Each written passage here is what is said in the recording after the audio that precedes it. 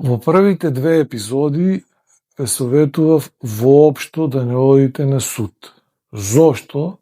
Затоа што може да се случи во судот да влезете како прасе, а да излезете како колбас.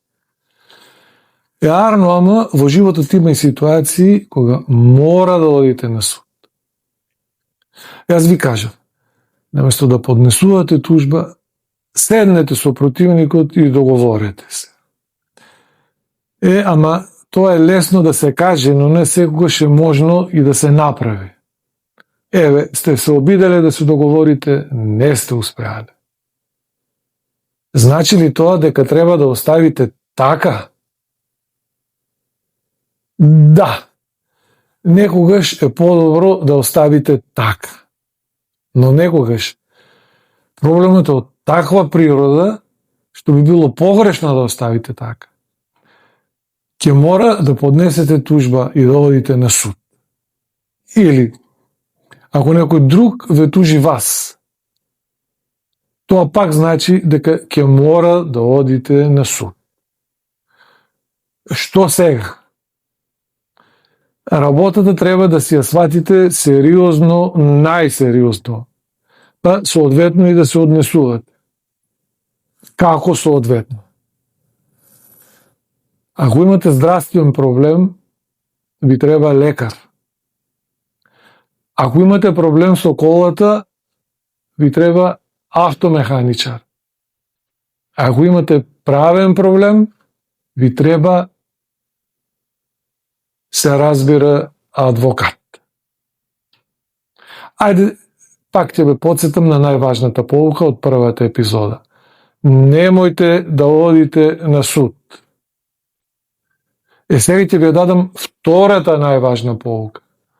Ако веќе мора да одите на суд, никако немојте да одите без адвокат. Повторувам. Немојте да одите на суд без адвокат. Некој од вас ќе каже, ама јас сум невин, што ќе ми е мене адвокат?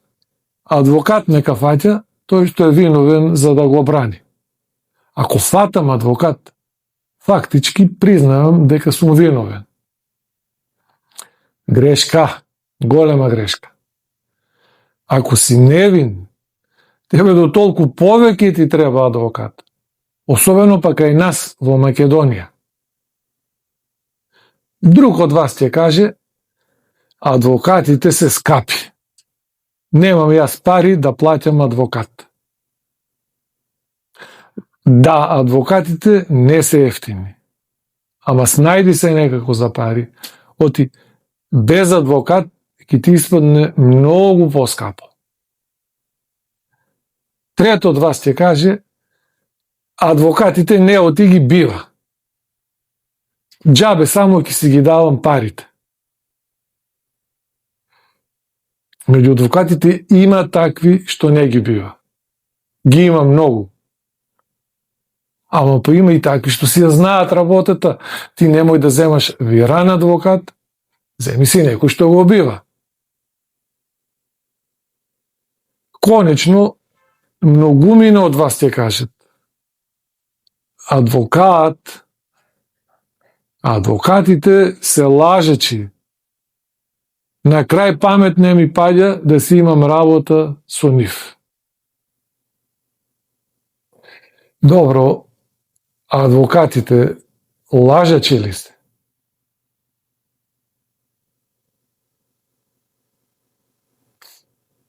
Меѓу адвокатите лажачи има колку што сакаш, за жал.